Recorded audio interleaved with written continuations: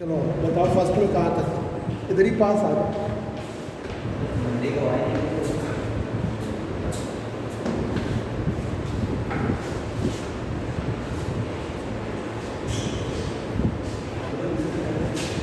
आओ ऊपर जाओ, ऐसे बैठो, दरवाजा बंद करो।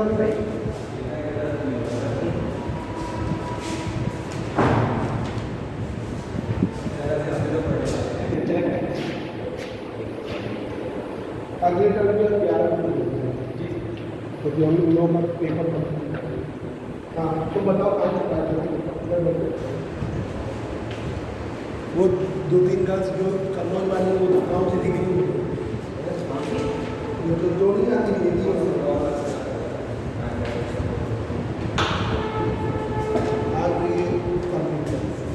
आगे देखिए बच्चों, फर्स्ट पेपर है mechanics and view motion.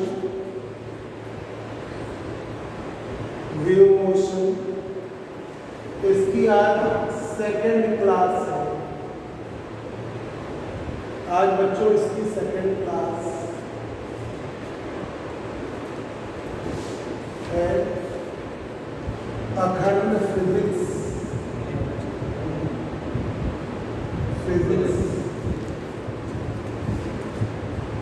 Physics classes app पर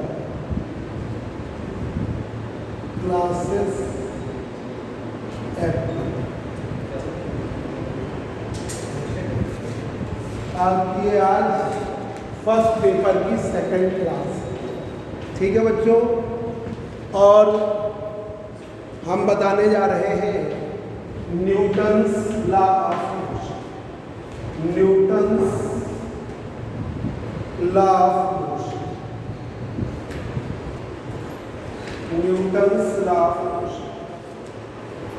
आपको बताने जा रहे हैं Newton's law of motion. Newton ने 3 लॉ दिए हैं मोशन को। Newton give the 3 laws of motion. Newton ने 3 लॉ दिए। Newton give the 3 laws of motion. Newton ने गति के 3 नियम दिए। Newton give the 3 laws of motion. Newton ने 3 नियम दिए। पहला है Newton's first law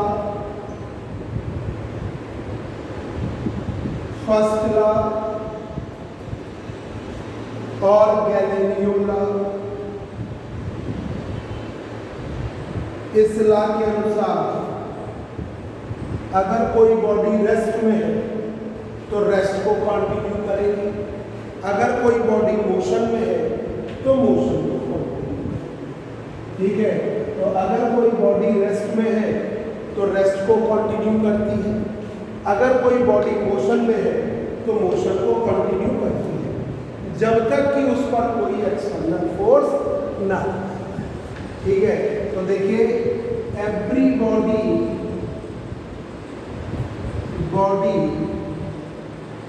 continues to be in state of rest or state of motion. Every body continues to be in state of rest. ये कोई है नहीं, लगा दो। Every body continues to be in state of rest or state of motion until some external force is applied on it. Some external force is applied on it. अगर कोई body motion में है तो मोशन को continue करेगी, अगर कोई body rest में है तो रेस्ट को कंटिन्यू करेगी। Every body continues to be in state of rest और state of motion। प्रत्येक वस्तु गति की अवस्था को या विराम की अवस्था को बनाए रखेगी जब तक कि कोई फोर्स ना। स्टेटमेंट लिख दिया, पूछ रहा कौन सा ना नामी गैलीलियो ला, ये तो याद ही है, फर्स्ट पेपर आपका ऐसा है।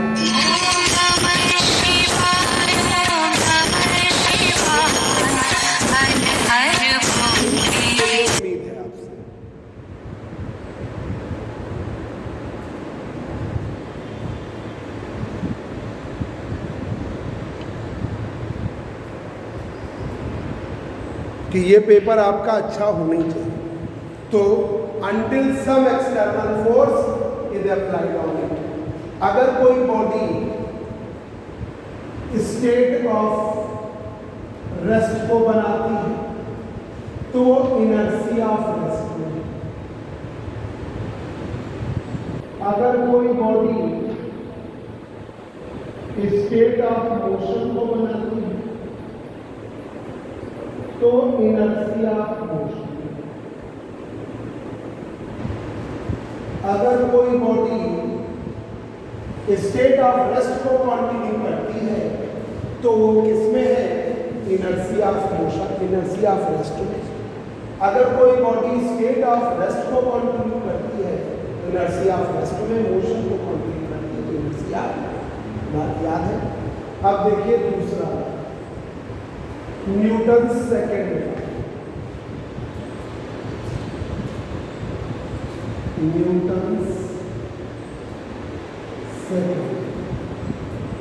न्यूटन का द्वितीय जो बल है वो संवेग परिवर्तन की दर के अनुपात, force acting on A particle और body is directly proportional to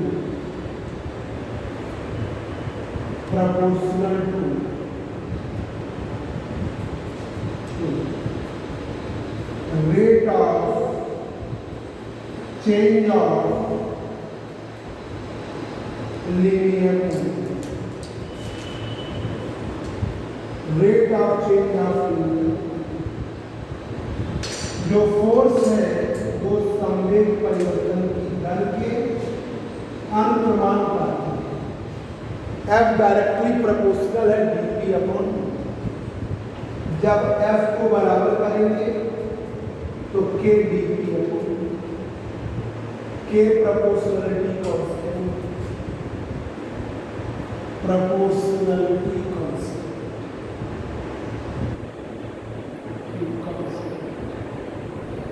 इसकी वैल्यू यूनिटी के का मान unity.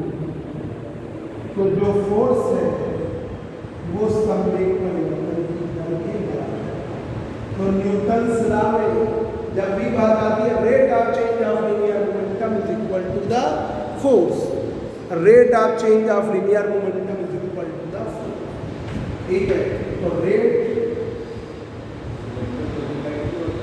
Of change of linear movement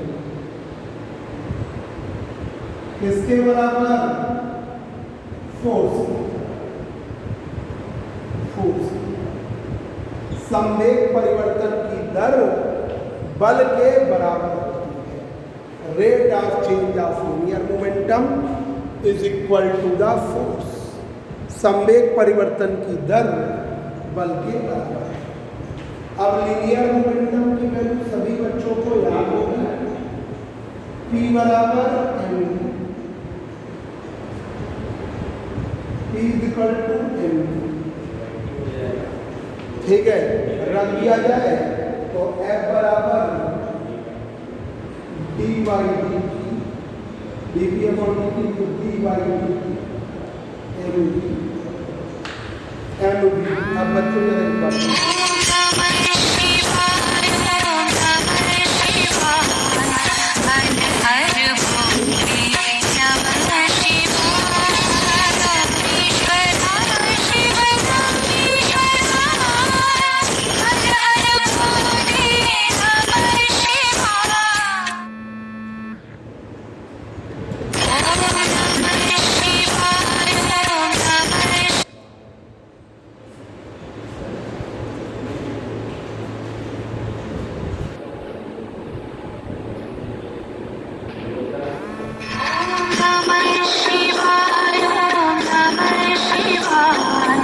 हर हर भोले नमः शिवाय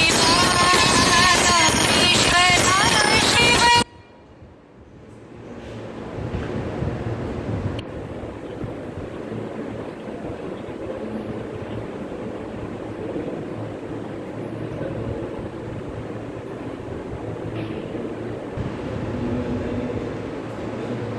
हाँ सचिन नमस्कार। अरे वो मोबाइल पे क्लास रिकॉर्ड कर रहे हैं ना। हाँ हाँ हाँ बताओ। हाँ फ्री हो गया हम सब।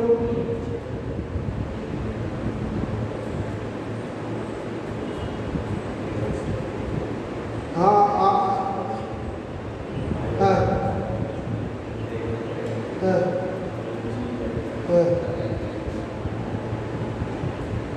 अरे वही हम 2 बार हुआ है, वो घर पे मिल नहीं रहे। हाँ अब हम आज रात में घर पकड़ ही लेंगे, क्योंकि हम 2-3 दिन से हम रहते अब तो यहाँ गुरुदेव में, और वो रहता है शास्त्री नगर में अगल बगल उधर साइड। हाँ तो अब वो हम निकलते 8-8:30 को, वो होता नहीं। और फ़ोन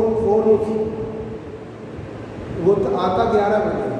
अब हम आज रात में पकड़ेंगे। अच्छा उसका विभाग, तो इसीलिए हम बीच में हट रहे थे, क्योंकि उसकी बात में वजन नहीं था ना उसके।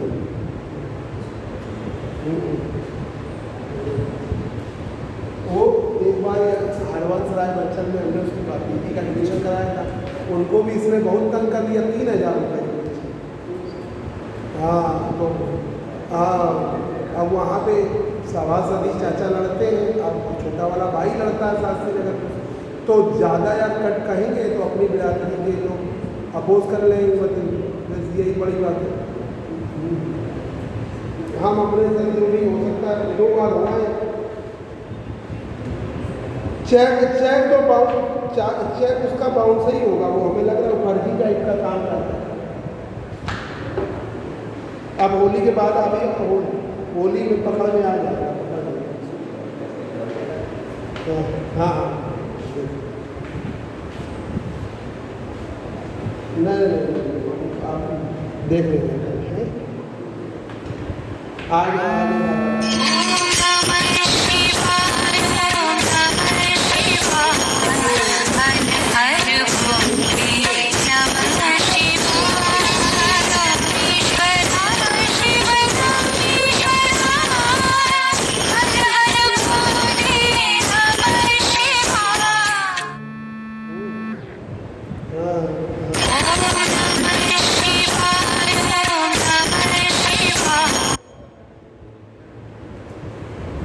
यहाँ पर देखिए तो फोर्स जो है संवेग परिवर्तन की दर के बराबर, तो F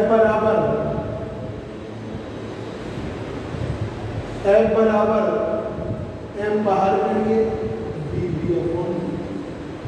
वेलोसिटी का रेट एक्सेलरेशन के बराबर, तो dv अपॉन dt a के बराबर।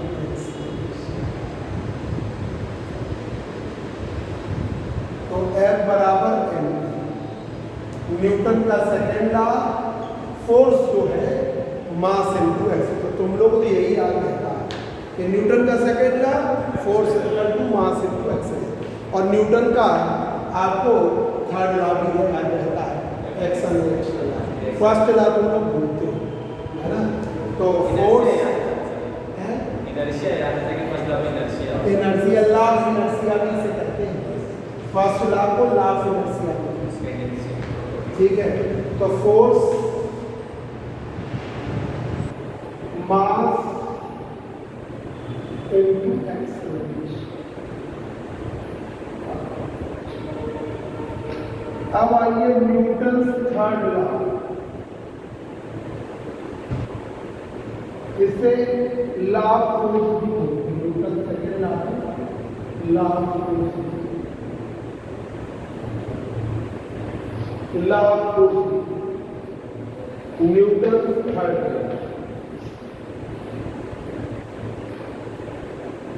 और एक्शन रिएक्शन क्रिया प्रतिक्रिया का Newton's third law, action reaction law. There is every action equal and opposite reaction. प्रत्येक क्रिया के बराबर उतनी ही बड़ी प्रतिक्रिया होती है। ठीक है, सेम इक्वल एंड अपोजिट। जैसे एक बॉडी है ए, एक बॉडी है ए पर बी के कारण फोर्स एफ ए, बी पर ए के कारण फोर्स एफ बी, तो एफ ए बी एक्शन है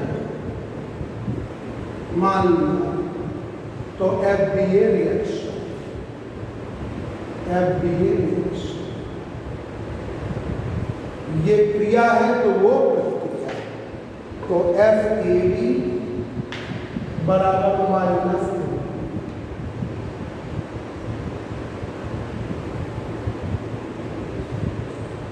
एफ ए बी बराबर minus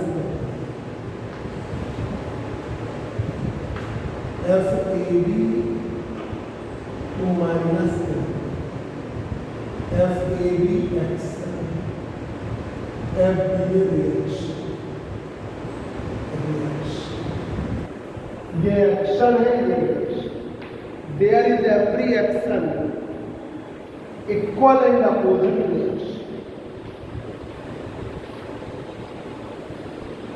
There is every action equal and opposite reaction.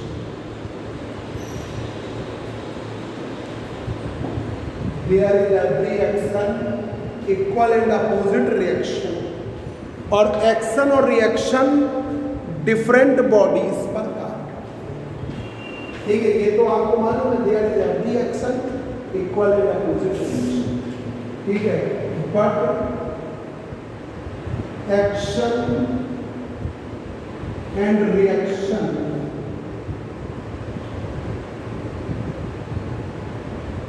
Acting on different bodies body. हाँ, क्या हुआ?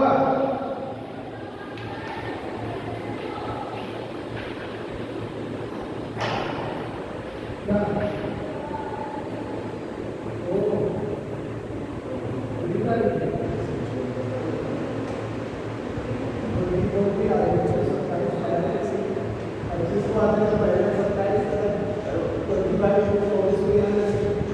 हर आदमी उसी आधार पर फैसला करता है।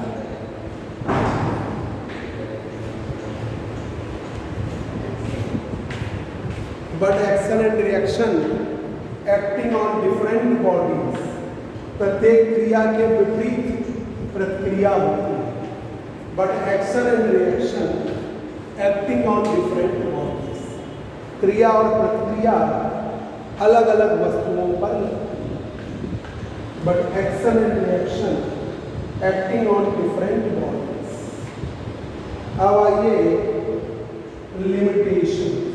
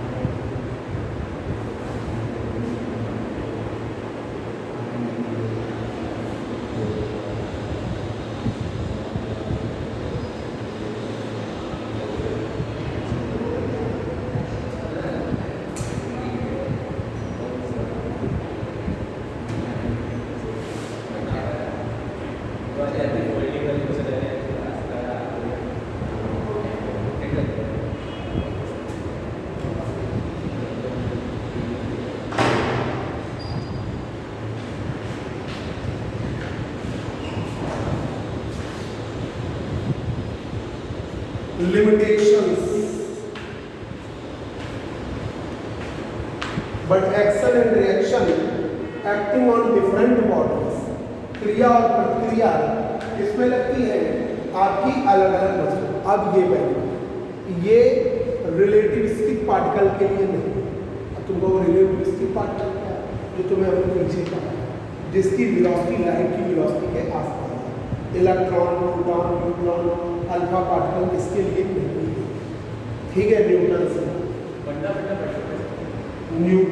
लॉ, हाँ Newton's law does not applicable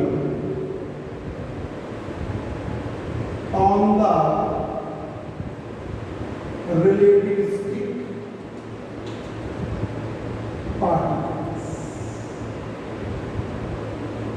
जिनकी वेलोसिटी लाइट की वेलोसिटी के आसपास हो, उनके लिए ये नहीं है, ये नहीं है। Newton's law does not applicable on relativistic particles. Newton's law does not applicable on relativistic particles, जिसकी वेलोसिटी लाइट की वेलोसिटी के आसपास है, उसके लिए नहीं। does not applicable, और उसका एग्जाम्पल है electron, proton, neutron, alpha particle, उनके लिए नहीं। Newton's law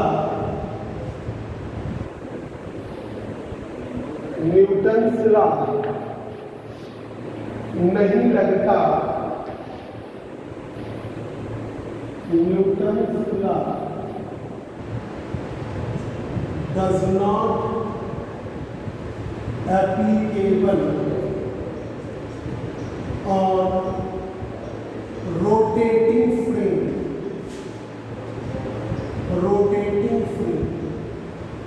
or non-inertial frame.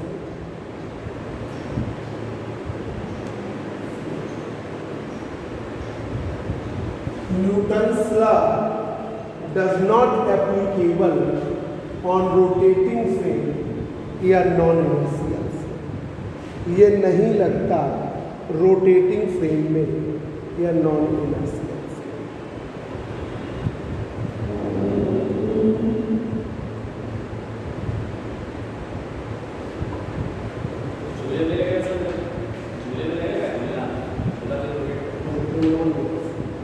Rotating है या उसमें तो एक्सेलरेशन आता है ना, ऐसे घूम रहा है तो रोटेटिंग फ्रेम हो गया ना, रोटेटिंग बॉडी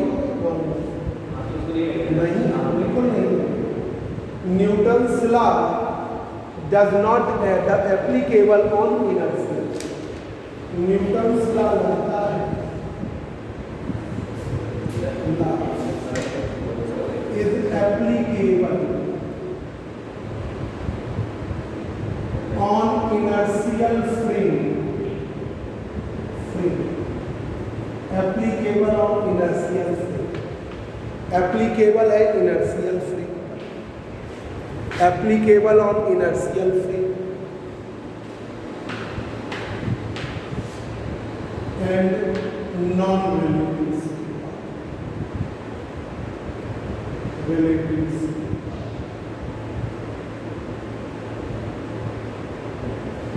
ठीक है, नॉन रिलेटिविस्टिक। अब आइए बच्चों equation of kinematics, equation of kinematics या equation of motion, equation of equation of kinematics या इक्वेशन ऑफ मोशन। एक पार्टिकल है जिसका मास है, एक पार्टिकल है जिसका मास एक्सेलरेशन। हिंदुस्तान में हमने ये देखा कि जितने भी लोगों को अच्छी चीज मिल गई उसका वो दुरुपयोग से, और दुरुपयोग की वजह से आज ये स्थिति अपने देश में दुरुपयोग हर चीज में। अब जैसे अगर कोई सरकारी नौकरी में पहुंच गया तो वो कहते थे हमसे सैलरी उठाएंगे, अगर उसकी कमाई वाली जगह तो कहता है सैलरी हमसे छूनी है, हमको ऊपर से इतना कमाना खर्च है। अगर वो हो गया उसमें किसी टीचिंग के प्रोफेसर बन गया तो अपना पढ़ाना बंद कर देता है जब। तो मतलब इससे आने वाले समय में जो लोग हुए उनके लिए बच्चों का फ्यूचर अब सब प्राइवेटाइजेशन में जा रहा है, और प्राइवेट में तो आदमी शोषण करेगा। तो प्राइवेटाइजेशन में अब तो मोस्टली चीज़ें प्राइवेटाइजेशन में जा रही है, तो वहाँ शोषण होना तय। सरकारी डिपार्टमेंट का लोगों ने दुरुपयोग किया, इसलिए सरकारी डिपार्टमेंट सरकार को कम करने पड़ते हैं, तो बड़ी दिक्कत हो रही है। अब पीजीटी से सिलेक्शन हो रहा है टीचरों का। अब ये टीचर जो जा रहे हैं, पुराने समय के जो लोग थे उन लोगों का क्या था कि वो जो कहीं भी प्रोफेसर है तो प्रॉपर वर्क करते, कहीं भी टीचर हो प्रॉपर वर्क करते। तो हम लोग जब बच्चे थे, स्टूडेंट लाइफ में, तो हमने यही चाचा ने OF inter college, BNSD inter college, इन सब में अच्छी पढ़ाई की, लग के लाइन बच्चे सब यही जाते थे सरकारी स्कूल। फीस भी पता चला पूरे साल की 200 रुपये, 300 रुपये पूरे साल की, और पढ़ाई भी एक से एक अच्छे टीचर मिले। BNSD इंटर कॉलेज में SL मिश्रा सर आज इतनी मेहनत करते हैं, अब वो वहाँ भी कम हो गया, तभी तो बच्चे उठने क्यों जा रहे हैं। वो प्लस उन्होंने अपने सिस्टम को नहीं बदला, सब इंग्लिश मीडियम का दौर है, आप क्यों हिंदी मीडियम में जा रहे हैं, आप बदलिए मीडियम को। तो वही धीमे धीमे बदलते, तो वो आज अब देखो केजरीवाल ने वो काम किया, उसने अपने यहाँ पर उसका सक्सेस है, उसके यहाँ पे आज भी दिल्ली के सरकारी स्कूल बहुत अच्छा काम कर रहे हैं जब से केजरीवाल आम आदमी पार्टी। पर सरकारी सेक्टर में लोगों ने अपने बच्चों का भविष्य सरकारी सेक्टर में थे तो उन्हें खराब किया अपनी मेहनत न करके। अगर वो प्रॉपर वे में मेहनत करते रहते तो आज सरकारी सेक्टर सरकार कम कर जहाँ जो पहुँच गया उसने उसका गलत बची ही नहीं जाता, सरकारी जो बची है वैकेंसी बहुत कम नहीं, वैकेंसी बहुत है, सरकार करना नहीं चाहता, ऐसा नहीं। अभी जाइए आप कानपुर यूनिवर्सिटी में 1200 एम्प्लॉई की जरूरत है, अब वो सब कॉन्ट्रैक्ट में रखे जाते हैं, 12,000, 10,000, 11,000। भाई जो जगह थी, अब मान लीजिए, अब ये आप बताइए 1974 में 1974 में रेलवे में तब यात्री कितने कम थे, तब 11,000 ट्रेनें चलती थी, 15 लाख एम्प्लॉई थे। आज 22,000 ट्रेनें चल रही हैं, एम्प्लॉई 17 ही जा रहे हैं, 18 ही जा रहे हैं। तो वो जो एम्प्लॉईज जो परमानेंट वाले हैं वो 17-18,000 है, बाकी सब कॉन्ट्रैक्ट में काम कर रहे हैं। कॉन्ट्रैक्ट वाला ऐसा सिस्टम चला, कॉन्ट्रैक्ट में इतना लोगों के साथ अन्याय है कि अब पता चला इतनी अपने यहाँ जनसंख्या है, एक चीज़ के लिए 10 लोग हैं, तो एक नौकरी के लिए पता चला वो ठेकेदारी सिर्फ बन जाता है कि पता चला एक आदमी आया, उसने कहा कि हमको 10,000 रुपये चाहिए, दूसरा आया भैया मैं 8 ही रख, तीसरा आया वो मेरा 7 ही रख। तो उसी चीज़ के पता चला जो जिसकी वैल्यू होनी चाहिए 12,000 रुपये, उस पर पता चला 7,000 रुपये का आदमी काम कर रहा है, 5,000 ठेकेदार का। तो हिंदुस्तान में इतनी बेरोजगारी है, इसलिए प्राइवेट सेक्टर ये कॉन्ट्रैक्ट भी बहुत कम है, इससे भी शोषण शुरू हो गया है। बहुत खराब स्थिति, देश की स्थिति खराब है, और वो जब तक अच्छे नियम नहीं लाए जाएंगे तब तक सुधार नहीं। अब जैसे दिल्ली में केजरीवाल ने क्या किया, सरकारी स्कूल है वहाँ प्राइवेट टीचर पढ़ाने दिया, PGT वाली का, उनको 35,000 रुपये का वेतन मांगते, तो वो ठीक है, एक आप उसको सही तो दे रहे हो। और यही कानपुर यूनिवर्सिटी में पता चला सेल्फ फाइनेंस टीचर कर रहा नौकरी, तो वो 5,000 मिल रहा और 6,000 मिल रहा। 6,000 में वो क्या 100 रुपये का पेट्रोल डला के डेली स्कूल जा पाए, तो क्यों नहीं वो चोरी करेगा? चोरी करेगा। ये बहुत खराब स्थिति है। और सबसे उस देश की स्थिति सबसे खराब हो जाती है जहाँ पे शिक्षक का स्थिति होता है। पहले आपका गुरु स्थिति सही होनी चाहिए, है ना? बहुत बुरी स्थिति पूरे समाज की स्थिति है। जो पढ़ाने वाला शिक्षक है, जो दुनिया को ज्ञान दे रहा है, जो वो खुद ही होगा कि वहाँ एम मास का पार्टिकल है, एक्सेलरेशन ए है, इसकी इनिशियल वेलोसिटी है, फाइनल वेलोसिटी है, इनिशियल वेलोसिटी यू फाइनल। तो ये याद करो, ए है आपका एक्सेलरेशन, एक्सेलरेशन। तो v बराबर u प्लस e, v बराबर u प्लस e। आपको हम बता दें कि इस लॉकडाउन में हम गए तो हमने पता नहीं कितने प्राइमरी वाले स्कूल, जो छोटे छोटे स्कूलों में टीचर काम करते हैं, वहाँ पर हमने देखा बेचारा था अंडे की दुकान लगा, उनको अंडे की दुकान लगा, कोई प्याज बेच रहा है, कोई आलू बेच रहा है। ये पोजीशन हो गई, खिलिया लगानी पड़ी शिक्षकों को, पढ़े लिखे। एस बराबर उनकी सेविंग कहाँ हो पाती, 2,000 उन्हें मिल रहे।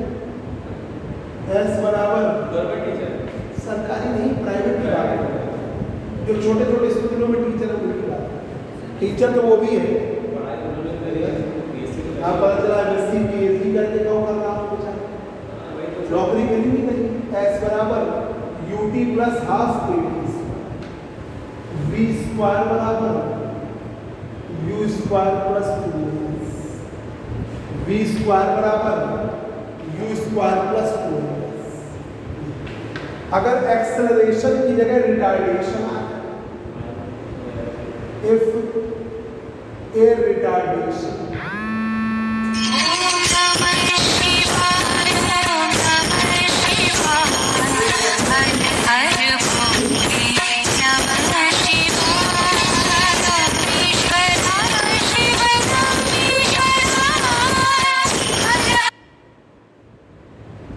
सर का फोन,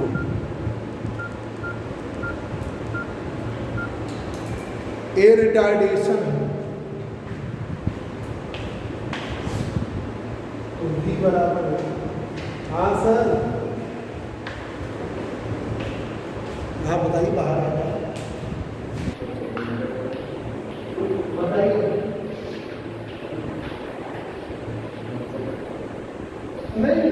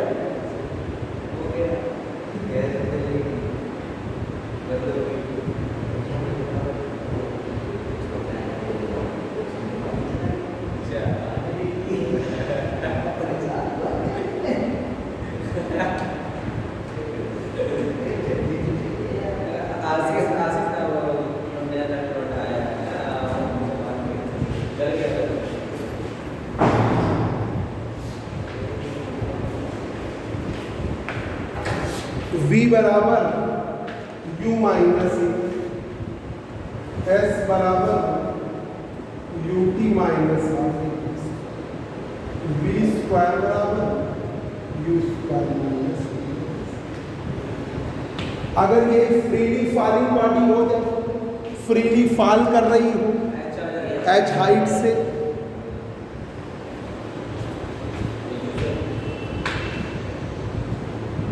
ये m मास की बॉडी है जो फ्री फॉल कर रही है, g लग रहा है, तो देखिए v बराबर u प्लस h बराबर ut प्लस हाफ g की स्क्वायर, v स्क्वायर बराबर u square plus UTH।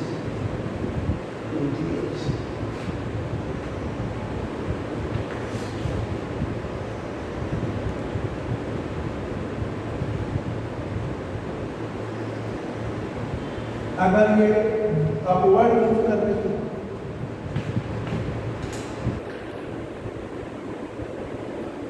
M मास की बॉडी है, अपवर्ड मूव कर रही है, एच आई, ठीक है, एम मास अपवर्ड में कर रही है, तो ये v बराबर u माइनस h बराबर ut minus half v square बराबर u स्क्वायर,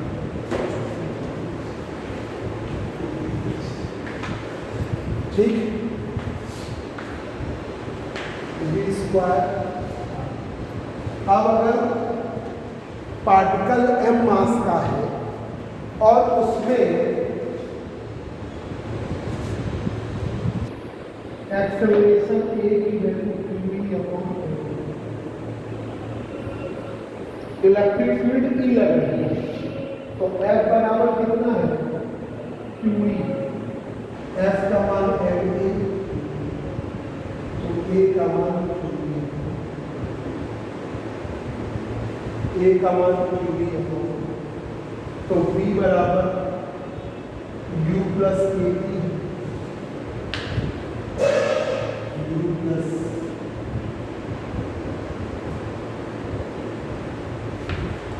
v स्क्वायर बराबर सरल कितने तारीख है,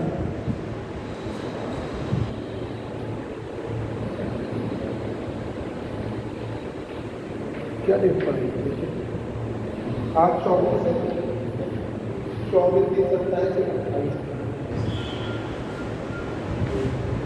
28 को संडे है, 28 29 30 31 एक को थर्सडे को कोचिंग खोली,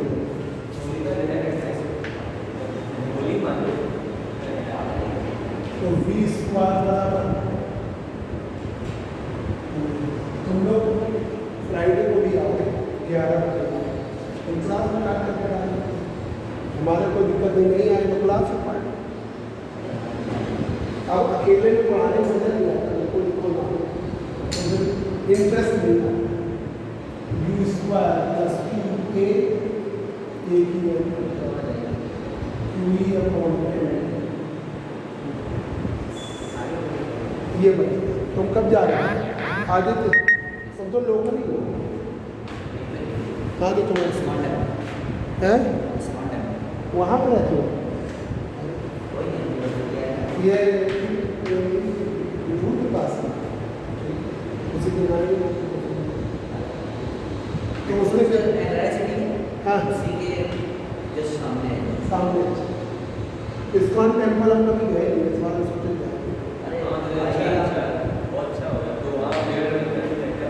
अभी तक कभी गए नहीं बच्चों को,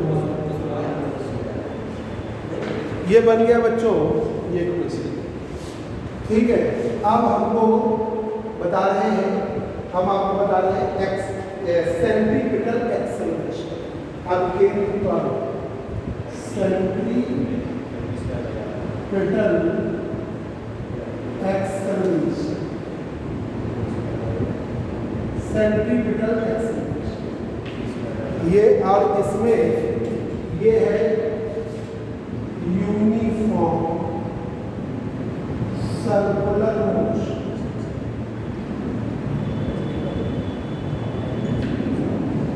m मास का सर्कुलर पाथ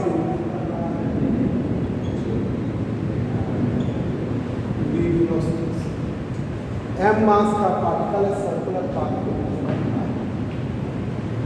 तो इसमें सेंटर की तरफ जब कोई पार्टिकल सर्कुलर पाथ पर मूव करता है तो उनकी वेलोसिटी का मैग्नीट्यूड क्या रहता है? Magnitude of velocity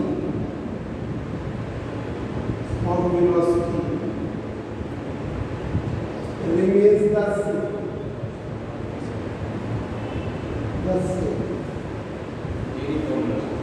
magnitude velocity का सेम है, ठीक है, परिमाण सेम रहता है, वेलोसिटी बदलती है किसकी वजह से? डायरेक्शन।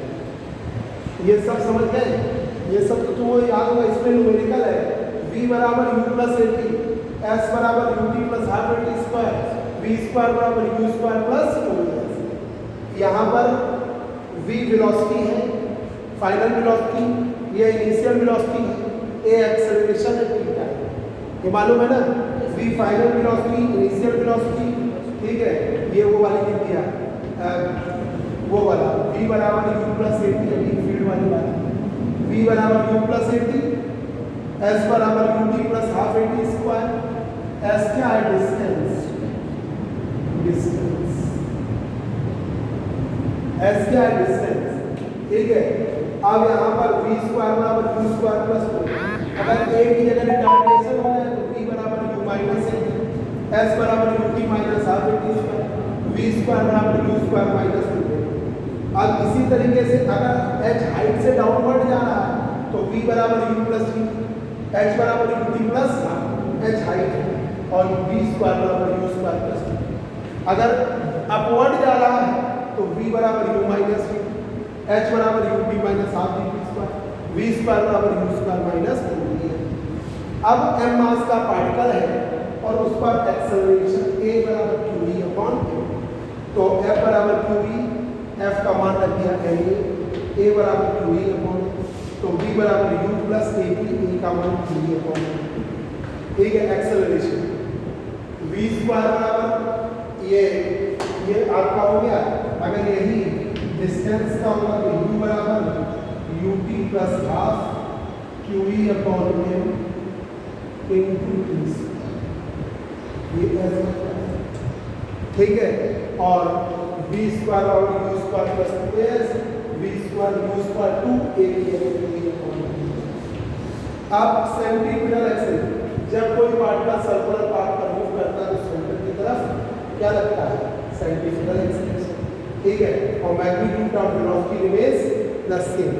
नोट हो गया कहाँ तक? Velocity changes due to the direction, velocity आपकी change direction, velocity changes due to the direction. अब सेंटर की तरफ जो एक्सेलरेशन लगता है उसे क्या कहते हैं? Centimetre acceleration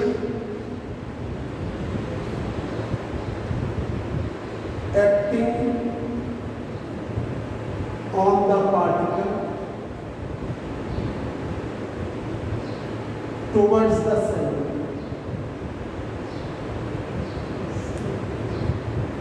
acceleration acting on the particle a बराबर v स्क्वायर, v बराबर क्या होता है? r में v बराबर है r, तो a बराबर r स्क्वायर, तो a बराबर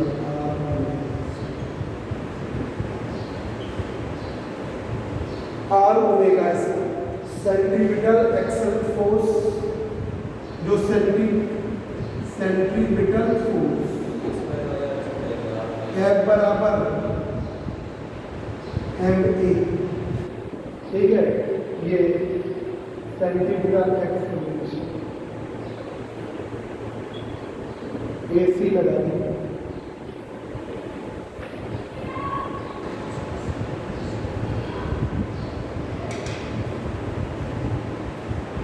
तो FC बराबर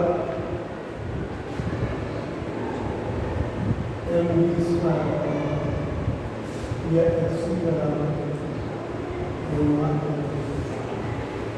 M R omega.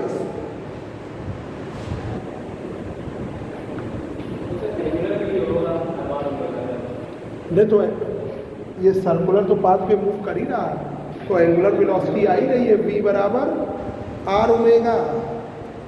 Are radius है सर्कुलर पाथ की, ओमेगा एंगुलर वेलोसिटी है, वो तो आ ही रहा है। ये सेंटर की तरफ एक्सेलरेशन और फोर्स, बाहर की तरफ सेंट्रीफ्यूगल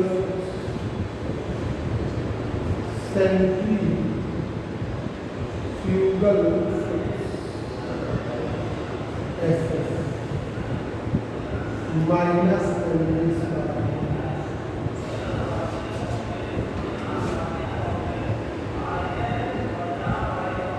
सेंट्रीफ्यूगल। ये कौन सा फोर्स है? अपरेंट फोर्स है। नॉर्मल तो है, पर ये प्रतिक्रिया बल नहीं है, ये अपरेंट फोर्स है। और ऐसा लगता है यस। ये बच्चों कहा सूडो। आपका ऑब्जेक्टिव आएगा कि सेंट्रीफ्यूगल फोर्स कौन सा है? अपरेंट फोर्स है, सूडो फोर्स है, फिर ये तीनों फोर्स। ये लोग जानते हैं प्रतिक्रिया बल, प्रतिक्रिया बल रिएक्शनल फोर्स नहीं, क्योंकि अंदर की ओर लग रहा है सेंटीमीटर, बाहर की ओर लग रहा है सेंट्रीफ्यूगल, तो तुम कहोगे ये तो रिएक्शनल है। ये एक फिटनेस कोई भी बॉडी हो गया। अब आपको हम कंजर्वेटिव नॉन कंजर्वेटिव फ्राइडे को 11 बजे इन लोगों को 2 घंटे पढ़ा